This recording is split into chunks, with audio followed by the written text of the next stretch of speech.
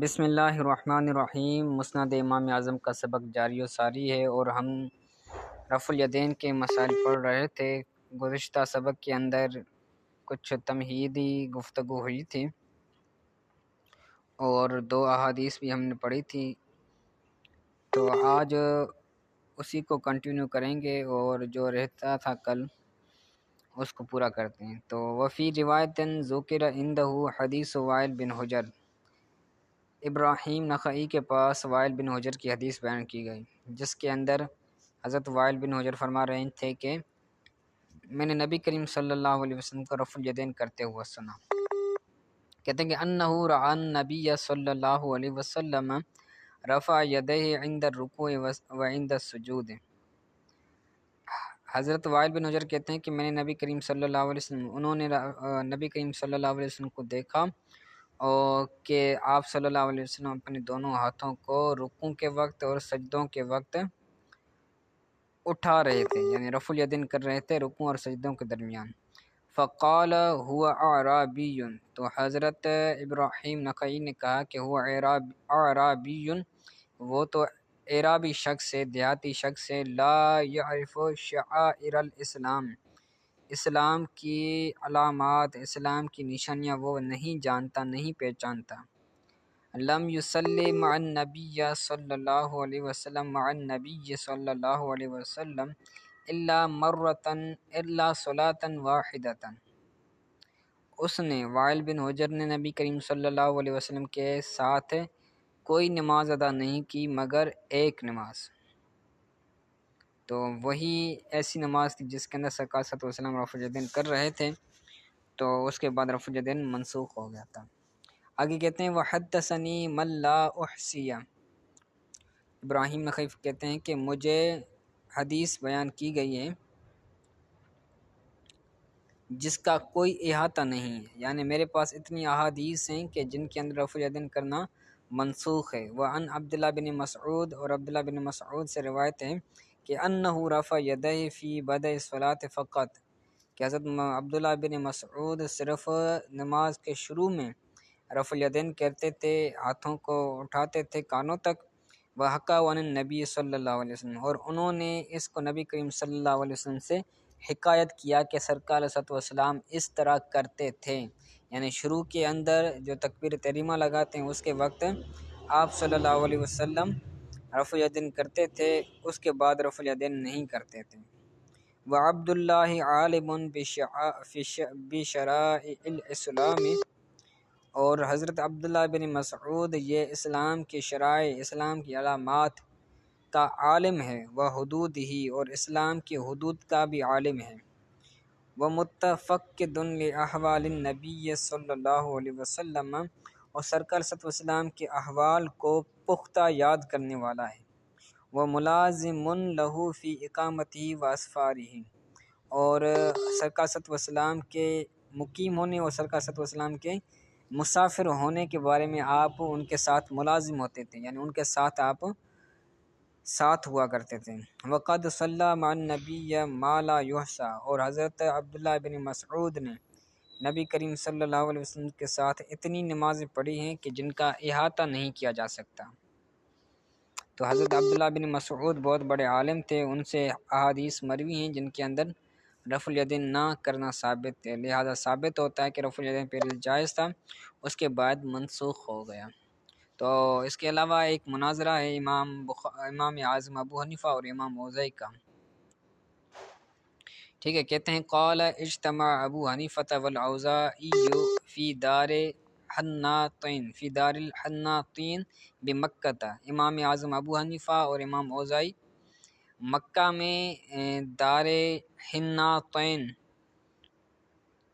کے مقام پر جمع ہو گئے، یعنی مکہ کے اندر ایک مقام ہے، مکہ المکرمہ کے اندر ایک مقام ہے جس کا نام ہے دار حناطین، تو اس مقام پر امام اعظم اور امام اوزاعی جمع ہوئے۔ فقال اوزاعی لابی حنیفہ ما بالکم لا ترفعوا ایدیکم فی الصلاۃ عند الرکوع وعند الرفع منہ، کیا وجہ ہے، کیا ہوا ہے آپ کو کہ آپ ہاتھوں کو نماز میں نہیں اٹھاتے رکوع اور سجدوں کے درمیان، رکوع کرنے کے وقت اور رکوع سے، وعند الرفع منہ، رکوع کرنے کے وقت اور رکوع سے اٹھنے کے وقت نماز کی حالت میں آپ رفع الیدین نہیں کرتے، کیا وجہ ہے؟ تو امام اعظم نے فرمایا لِأَجْلِ أَنَّهُ لَمْ يَصِحَّ عَنِ النَّبِيِّ صلی اللہ علیہ وسلم، اس لیے کہ یہ چیز یعنی رفع الیدین کرنا یہ نبی کریم صلی اللہ علیہ وسلم سے اس کے بارے میں کوئی چیز صحیح وارد نہیں ہے، یعنی کوئی صحیح احادیث وارد نہیں ہے رفع الیدین کرنے کے بارے میں۔ تو امام موزعی نے کہا کیف لا یصیح، کیسی صحیح احادیث وارد نہیں ہیں، وقد حدثنی، حالانکہ مجھے حدیث بیان کی ہے زہری نے سالم سے، اور سالم اپنے والد سے روایت کرتے ہیں، اور وہ حضرت نبی کریم صلی اللہ علیہ وسلم سے روایت کرتے ہیں کہ انہ کان یرفع یدیہ اذا افتتح الصلاۃ وعند الرکوع وعند الرفع منہ، کہ نبی کریم صلی اللہ علیہ وسلم اپنے دونوں ہاتھوں کو نماز کے شروع کرنے کے وقت اٹھاتے تھے اور رکوع کرنے کے وقت بھی اٹھاتے تھے، اور رکوع سے اٹھنے کے وقت بھی آپ اپنے ہاتھوں کو اٹھاتے تھے، رفع الیدین کرتے تھے۔ تو یہ امام اوزاعی نے حدیث بیان کی، زہری سے، زہری سالم سے روایت کرتا ہے اور سالم اپنے والد سے روایت کرتے ہیں، ٹھیک ہے۔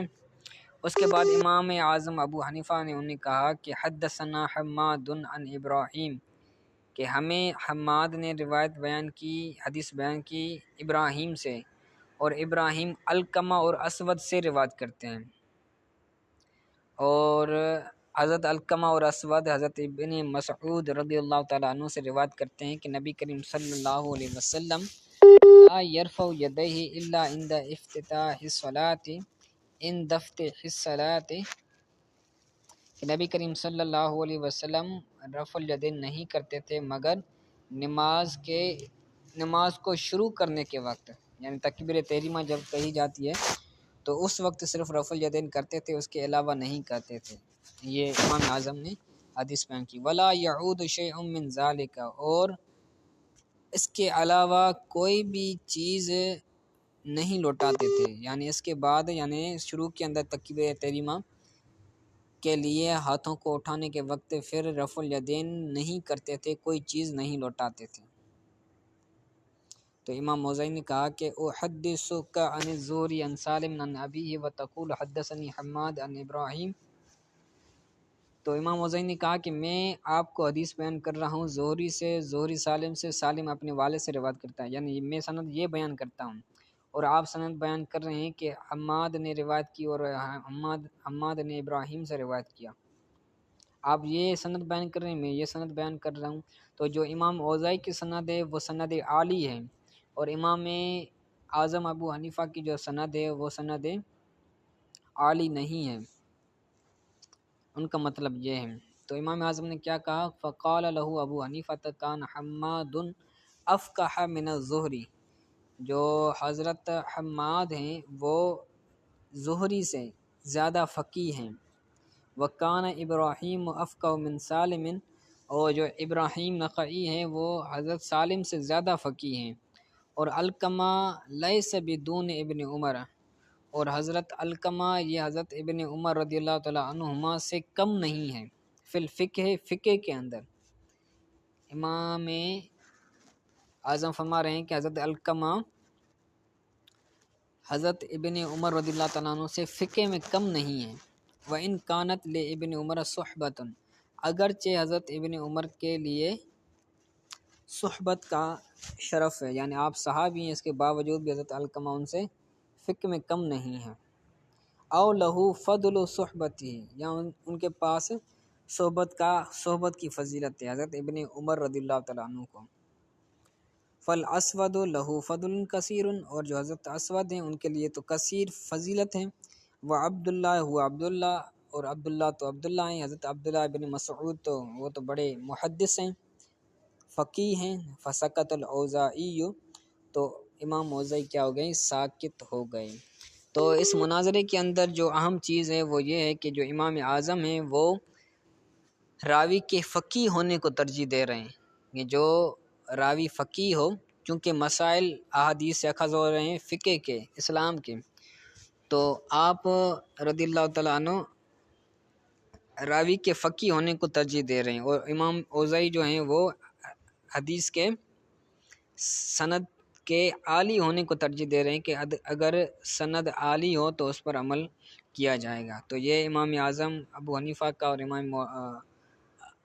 اوزائی کا مناظرہ تھا جو کہ ہوا تھا رفع الیدین کے بارے میں، تو لہٰذا اس کو بھی آپ اچھی طرح سے یاد کیجیے گا، یہ پیپروں کے اندر لازماً آتا ہے۔ اور جو گزشتہ احادیث پڑھی تھی اس کو بھی آپ اچھی طرح سے یاد کریں، اور جو رفع الیدین کا کانسیپٹ ہے اس کو بھی آپ کلیئر کریں۔ تو پچھلی دو ویڈیوز ہوئی ہیں،